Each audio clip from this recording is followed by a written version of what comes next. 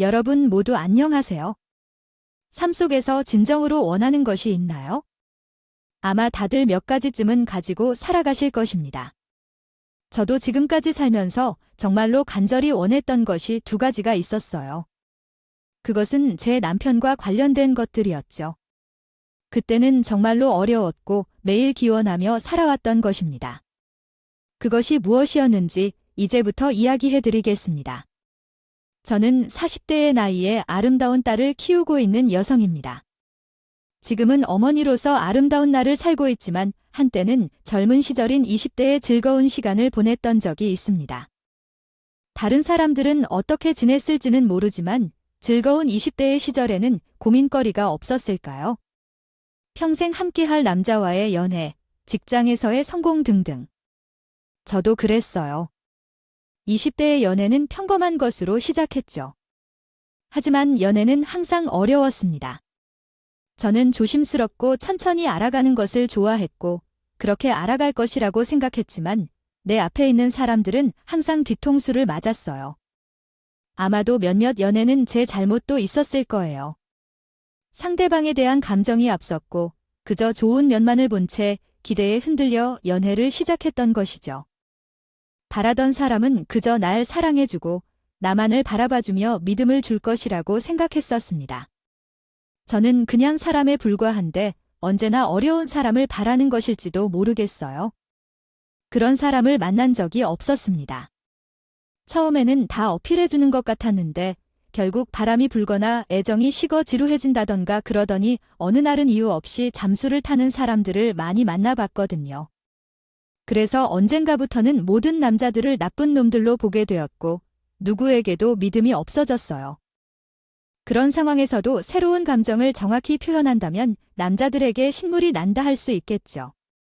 그런 신물마저 즐길 만큼씩 반대로 사랑을 바라는 마음이 갔었지만 그냥 변함없는 착한 남자를 원했습니다. 하지만 그런 사람이 많지는 않죠. 그래서 포기하고 시간이 흘러 20대 후반이 돼 회사와 집 사이 왔다 갔다 하면서 살았죠. 나이도 들어가고 살아도 사랑은 없다는 생각에 결혼은커녕 연애조차 생각하지 않았죠. 그런데 우연히 그런 사랑을 바랐던 사람을 보게 됐어요. 대여점에서 책을 읽는 것이 취미인데 아파트 단지를 나와 걸어가는 중에 바닥에서 무언가 찾는 남자의 모습이 눈에 들어왔습니다. 처음에는 대수롭지 않게 그냥 무슨 소리를 하는 건가 싶었고 대여점에서 책을 빌리러 나왔어요. 책을 고르느라 20분가량 시간을 보내고 다시 돌아오는 길에도 그 남성분이 아직도 바닥을 훑고 있더라고요. 그래서 궁금해서 그를 지켜보니 작은 아이가 훌쩍이고 있는 걸 발견했어요. 아이를 찾는 것 같았어서 궁금해졌죠. 그리고 바닥에 500원짜리 동전을 보이니 냉큼 주려고 했는데 갑자기 부딪혀서 아파서 앞을 보니 그 남성분도 머리를 만지고 있었어요. 서로 죄송하다며 사과하고 그가 주울 동전을 돌려주겠냐고 했는데 그 동전이 저나 아이 것이라며 드리려 했는데 바람에 날아가 버렸어요. 만약 찾고 있으면 주인이 있는 동전이면 돌려주십시오. 대부분의 어른들은 제 머리에 부딪혀도 바닥에 떨어진 동전은 아이들의 소유물이라며 찾는다. 제 것을 찾고 있어 돌려달라는 말을 하니까 황당해서 호기심이 생기는군요. 어린이가 돈이 든 저금통을 떨어뜨리자 모든 동전이 흩어졌고 그의 울음소리에 다른 사람들도 몇 개는 찾아주었지만 흩어진 것이 많아서 저가 대신 찾아주고 있어요. 그래서 얼마나 더 찾아야 했는데 남자가 저금통을 보여주며 선을 그으면서 이 정도면 되는군요. 같이 동전을 찾으려 했는데 그의 순수한 모습이 보여 이야기를 나누며 함께 찾았다. 동전을 찾은 후에 아이가 다 되었다며 인사하고 사라졌고 해가 점점 지는데 함께 노력했으니 인사를 나누고 있었던 차에 엄마의 전화가 왔다. 딸이 책을 빌려오느라 1시간 이상 집에 오지 않아 걱정된다. 네, 그렇게 했어요. 엄마, 지난주에 마피아 업무가 생겨서 4일간 도와주셔서 감사합니다.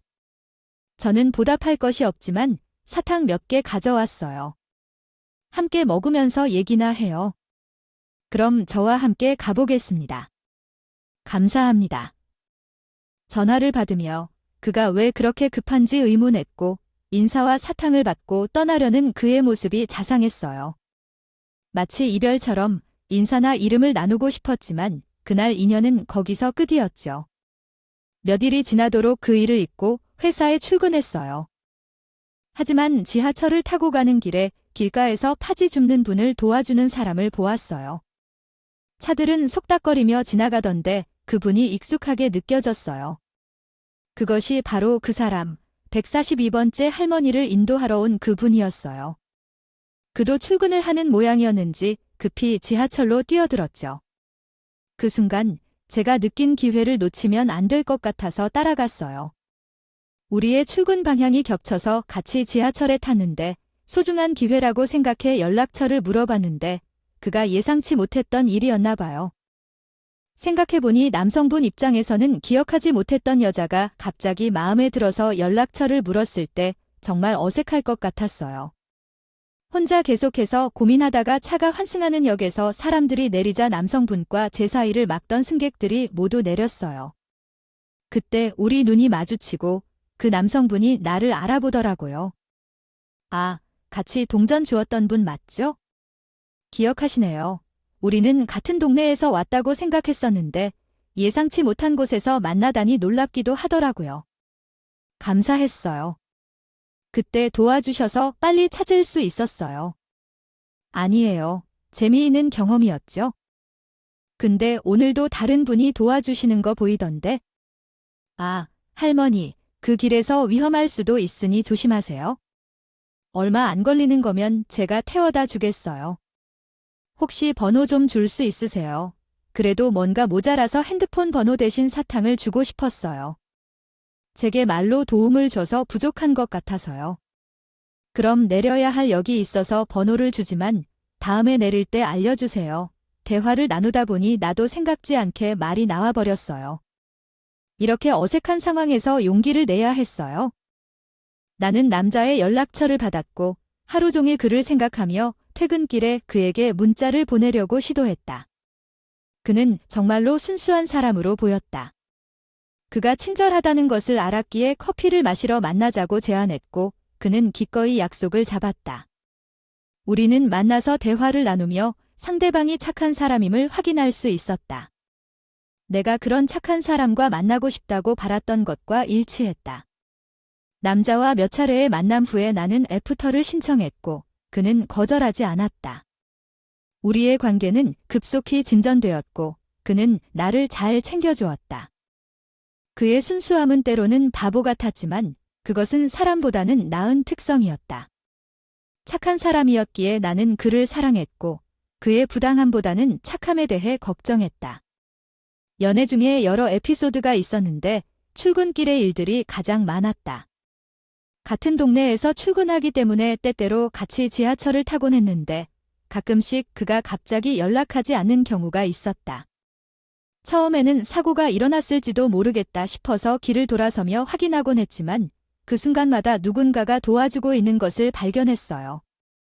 어느 날 노인분들을 도와주고 있는데 할아버지 한 분이 어지러워하셔서 앉아 계셨는데 그때 이 씨가 그 상황을 알아차려 구조대에 연락하여 할아버지가 안정을 찾을 수 있도록 도와주고 있었어요. 바쁜 출근길에서 남들은 서둘러 가지만 이 씨는 다른 사람을 도와주고 있어서 묘한 착각과 따뜻함이 느껴졌어요. 데이트 중에도 이 씨는 길 곳곳에서 도움이 필요한 사람들을 놓칠 수 없었어요. 난 어르신이 길을 찾기 어려워하면 함께 동행해주는 거야. 그래서 그 마음이 감동적으로 느껴졌고 인정도 도로주고 있다는 것 역시 감사했어요. 처음 만난 날, 이 씨가 나에게 준 사탕도 그런 이유로 소중히 간직하게 되었어요. 그런데 구걸하는 사람들 가운데는 나쁜 의도를 품은 사람도 있지만 큰 돈이나 아니며 작은 도움을 준다는 마음으로 내가 하고 싶은 일을 하고 있다면 상관없어요. 사탕이나 껌을 가지고 다니는 것도 별것 아니지만 먹으면 기분이 좋아진다는 것도 알아요. 그리고 나이 든 분들에게 돈을 얻는다는 이야기도 종종 듣는다고 하니 남들이 자신을 속인다 하더라도 자신은 좋은 의미로 돕는 것이 중요하다고 생각해요. 그래서 그런 시가 정말 좋았습니다. 친절하고 이타적이었기에 따라가기 힘들기도 했지만 그것도 이해했습니다. 언제나 저에게 잘해주었기 때문이죠. 나도 모르게 짜증을 내기도 했지만 한 번도 화를 내지 않고 항상 이해해 주었죠. 이 씨와 함께해 정말 행복했어요. 저희는 오랜 기간 연애를 하다 결혼을 꿈꿨어요. 씨는 부모님께도 잘해주고 주변 사람들도 친절하고 배려심이 많았어요. 부모님들도 씨를 좋아하셨죠. 그래서 결혼 전부터 씨가 자연스럽게 저희 집에 들어와 앉아있는 모습이 익숙해져 스스로도 자연스럽게 씨와 함께 부모님들을 소개하는 자세를 보이게 되었어요. 결혼 이야기를 점차 이야기하면서 당연한 듯 결혼까지 하게 되었습니다. 제 인생에서 가장 원했던 착한 사람과 결혼을 하게 되어 꿈을 이루었고 앞으로의 미래는 상상했던 대로 행복한 길일 것이라고 생각했습니다. 신혼 초에는 당연히 행복한 시간이었어요. 항상 저를 이해하고 맞춰주던 사람이었기 때문에 결혼 후에도 다투는 일이 없었고 오히려 연애할 때보다 더 좋았습니다. 모든 게 부족함이 없었던 삶이었죠. 하지만 한 집에서 함께 살다 보니 많은 새로운 점들을 알게 되었습니다. 저희 둘 다 부모님과 함께 살았지만 실제로는 제가 살림 경험이 부족했고 남편은 동아줄사 활동을 통해 다져진 기술로 제보다 더 많은 살림 노하우를 가지고 있었습니다. 그래서 물건 사는 것이나 집안일에는 남편이 능숙했고 저는 그에게 맡겨주며 믿고 있었습니다. 둘 다 일을 하다 보니 저도 도움을 주고 했지만 주도적인 역할은 남편이었습니다. 그러던 어느 날 남편을 믿는다고 생각했던데 집에서 없던 물건들이 하나씩 늘어나는 걸 발견했어요. 오빠, 이 물건들 다 뭐야? 방석이 4개인데 왜 이렇게 많아? 그리고 드라이기는 왜 또 샀어? 우리 집에 이미 있잖아. 아, 그거 내 친구가 파는 건데 좋다니까 샀어. 자주 앉아 있으니까 회사에 하나 가져다 두려고 했어. 그리고 드라이기는 우리 둘 다 아침에 바빠서 하나 더 있으면 편할 것 같아. 그건 좋은 생각일 것 같아 솔직히 더 좋을 것 같아요. 의자나 드라이기가 비싸봐도 얼마나 쓸까 생각해보니까 필요하다면 그냥 사면 돼. 그런데 남편은 그 이후로도 여러 물건을 집에 들였고 필요 없는 것도 많았어. 이 물건들 다 언제 쓰려고 샀는지 우리가 쓸 일 없는데 너무 많아. 아, 그것 저것 사면서 도와줬어. 거기서 쓸만한 게 많더라고. 집안에 있는 것 중에서 뭘 쓸만한지 아는데 왜 사냐고. 그래도 친구가 어려운데 도와주지 않으면 어떡해. 있으면 쓸 텐데. 그러니까 그냥 둬. 근데 이런 건 내가 사기 전에 너한테 물어봐야 돼. 이런 건 다 알아보고 사야 돼. 미안. 다음부터는 너한테 물어봐. 이번만 봐줘. 친구가 어려운데 도와줘야 해. 혹시 거절 못할 정도의 부탁이야. 알았지만 연애 때는 그 정도였을 줄 몰랐어. 그렇지? 그런데 그날 내가 한 말을 이해하고 다시는 그런 일 없을 줄 알았어. 하지만 남편은 그 이후에도 계속해서 물건을 가져오고 있어. 오빠 친구가 도와주겠다는 말에 이해는 가지만 그럴 거면 차라리 정식으로 차용증을 쓰고 돈을 빌려주던가 필요 없는 물건까지 사오면 어떡해? 우리 나이에 필요 없는 제품을 파는 모습을 보면 그 친구란 사람도 그냥 오빠를 이용하려는 거 아닌가 싶어. 녹즙기, 목침, 적외선 찜질기까지 왜 필요한지 모르겠어. 우리가 더 넉넉하게 사는 만큼 좀 도와주면 안 될까? 오빠, 이건 정말 아니야.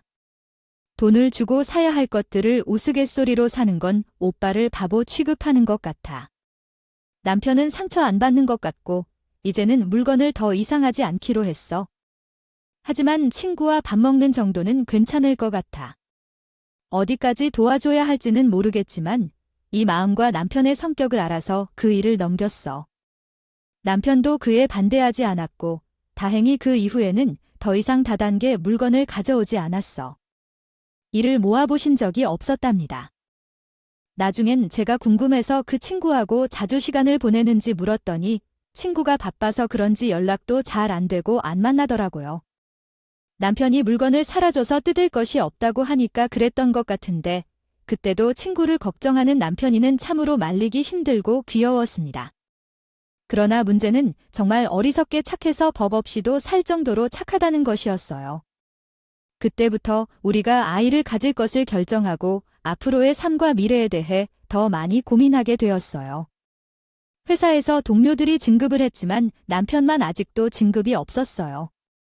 남편 스스로 능력이 충분한데도 뒤처진다면 제가 무슨 말을 해야 할까요?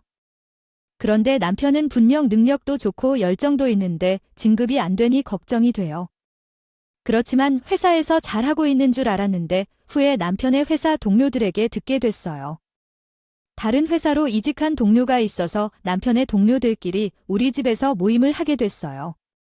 그렇게 술을 마시다 보니 제 앞에 있는지도 모르고 거침없이 얘기를 하더라고요.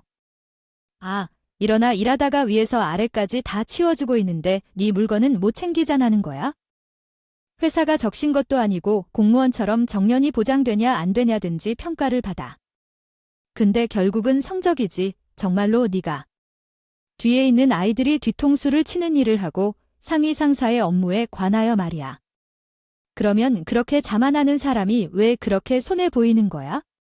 사냐. 거기에 같은 팀이라도 다른 팀에서 외도를 한다고. 그러다가도 동기 중에 너만 걱정하는 것은 정말 위험한 일이야. 뒤에 있는 아이들이 도와준다고 해도 그건 이미 몇 날린 일이야. 그러다가 너보다 경력이 낮은 사람들이 더 빨리 승진하면 회사에서도 계속 문제가 될 거야. 뭘 해도 착한 척하지만 우리의 말은 아예 안 듣잖아. 재수 씨가 좀 앞서서 정신 차리게 해줘. 응, 너네 다 건배하는 날인데 왜 여기서 내 이야기를 하는 거야? 하루가 아니야. 경수 씨 좋은 회사에 가게 돼서 축하해주러 왔는데 내 사업은 내가 다 할 테니까 걱정 마시고 술 마셔. 그런데 그때서야 남편이 회사에서 어떤 상황인지 대충 알게 되었어. 동기들이 술에 취해서 더 많이 말한 건지 모르겠지만 남편을 아는 사람이라면 무슨 문제가 있는지 알 수 있었어. 경수 씨 좋은 소식이 있어도 당신은 왜 그렇게 취한 거야? 속이 괜찮아. 아, 경수랑 나랑 사이가 좋아야지. 우리 신입 때 같이 여행도 가고 사이 엄청 좋았는데 경수가 좋은 소식을 들었지만 다른 곳으로 가야 한다면 마음이 복잡할 텐데 오빠도 부러워할 지경이야. 오빠가 스카웃 된다면 좋겠어? 요즘은 자주 보이지 않아서 그리워하는데 축하하고 싶어. 오빠는 성공을 이루고 있으니 기뻐해야 할 때야. 나보다 나은 동료들이 많지만 오빠는 이미 잘하고 있어? 다른 팀에도 도움을 주는 모습을 보니 회사에서 더 빛을 발할 것 같아. 이런 점을 몰랐다면 두려워하지 않는 게 좋아. 누군가 도와줄 거야. 회사에 도움이 되는 일이니까 자랑스럽다. 동료들이 오빠를 존경한다면 나도 자랑스러워. 도움이 필요하면 누구든지 도와주는 게 중요하잖아. 이해할 수 없는 남편 때문에 답답해졌구나. 이기적으로 회사를 볼 필요는 없어. 다른 이에게 도움을 주는 게 중요해. 동료들이 남편을 호구 취급해서 답답할 거야. 그들도 당황스러워.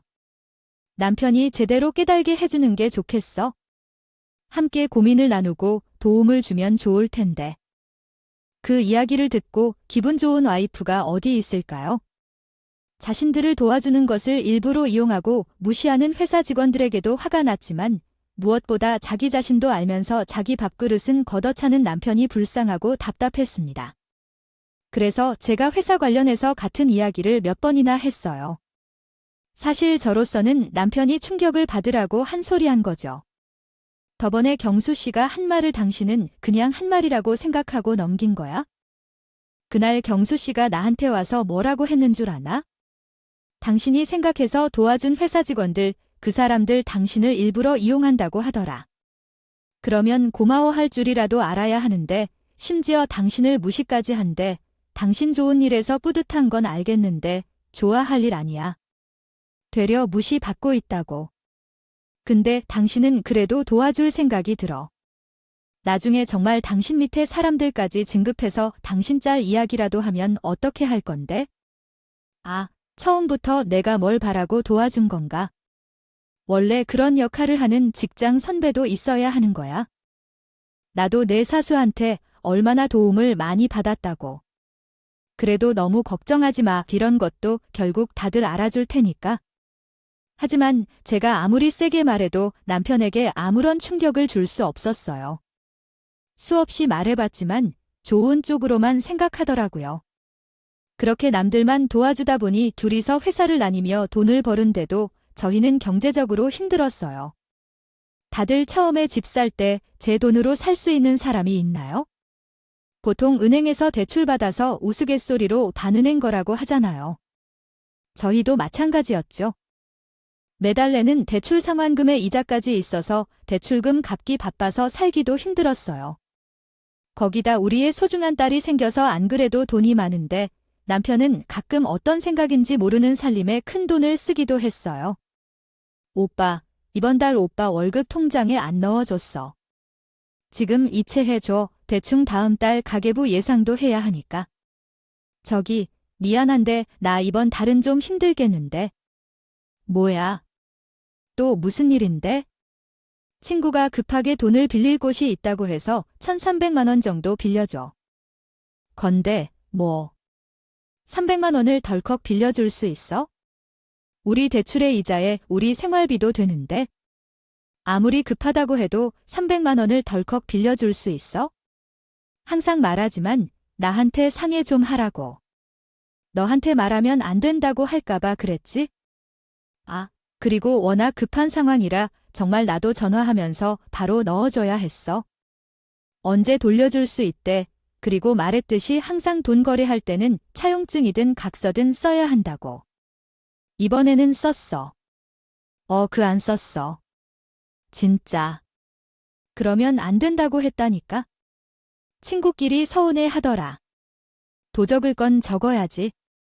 당장 전화해서 차용증 쓰자고. 내서 쓰긴 쏜능들.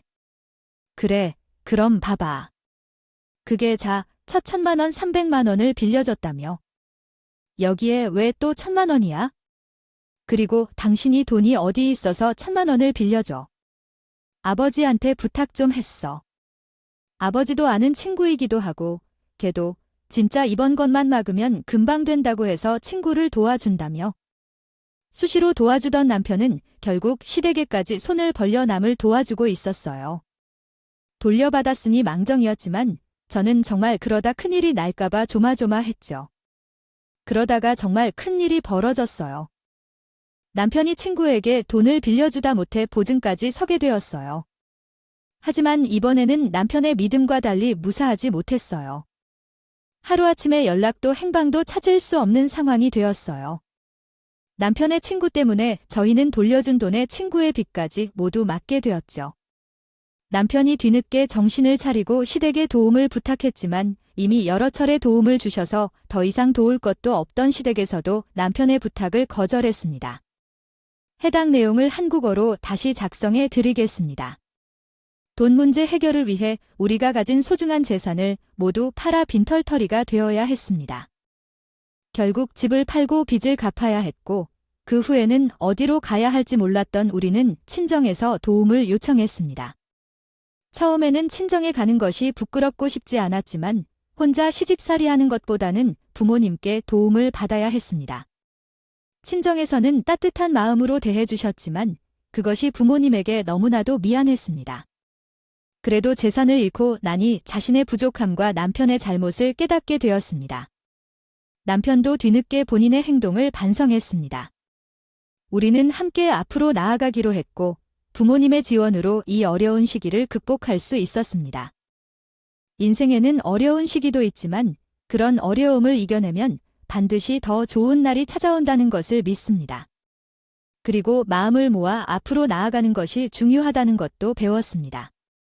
그리고 회원이 너도 너무 김서방한테 뭐라 하지 말고 힘들 때는 아내랑 자식밖에 없어. 아겐치 그 상황에 똑같이 힘드실 텐데 아빠는 남편과 저에게 부담감을 덜어주시려고 많이 노력해 주셨어요. 그런데 엎친 데 덮친 격으로 남편은 다니던 회사에서까지 잘리게 됐습니다. 회사에서 어중간한 위치에 있던 남편이 그동안 보증 관련해서 알아보러 다니다가 결국 권고사직을 통보받고 말았습니다. 물론 보증일로 회사 일을 신경도 못 쓰고 친구 찾아다닌다고 업무에 지장을 준 것도 맞지만 이전에도 남편 동기들이 걱정하던 문제가 드디어 터졌다 싶었습니다. 결국 남편은 퇴사를 하게 됐어요. 저도 힘든 시간을 보내고 있는 남편이 이런 일을 기회 삼아 자신에게 좀 더 냉정해지고 교훈을 몸에 새길 수 있는 시간이 되면 좋겠다고 생각했습니다. 저는 이번 일로 분명 남편이 변할 거라고 생각했습니다. 남편도 제 생각처럼 정신을 차린 건지 제 퀄한지 알아보며 중간중간 알바도 하는데 텄어요. 당신 퇴사한 지 얼마나 됐다고 벌써 알바를 해 아니야? 괜찮아. 순영이 걔 가게 도와줄 거라 나도 기분 전환할 만 하는 거야. 뭐, 순영 씨 친구 일도 해주는 거라고. 걔가 이번에 가게를 차려서 아직 사람을 못 구해서 급하게 도와달라고길래 내가 도와주는 거야. 그래, 그럼 돈은 제대로 받고 일하는 거야? 지혜 친구가 도와달라는데 무슨 돈이야. 준다고 해도. 내가 그걸 그 사연을 한국어에서 한국어로 다시 작성할 수 있습니다. 김서방을 보고 있어? 그래, 김서방이 TV를 보고 있었어. 그래서 끊어버렸어. 왜냐하면 사람들이 눈치를 보는 습관이 있어야지. 저 정도 식사를 제공해주고 살릴 줄 알면 보답해야지. 그런데 뭐, 잘한 말도 시끄러워서 TV를 보다가 엄마가 얌 말 좀 조용히 해. 너의 조용하도록 하면서 말이야. 그리고 TV를 치면서 말은 크게 말하는 것도 크게 말하면서 말이야. 돈을 줄게. 듣고 싶으면 크게 말하면서 말이야. 또 너는 유가 많아. 야구어 달굴륨이 성인이면 자기 자신이 많이 내야지. 그날을 맞아 엄마는 모두 밥을 먹는데 다른 사람이 반찬을 많이 먹으면서 말하면서 태파카시였어요.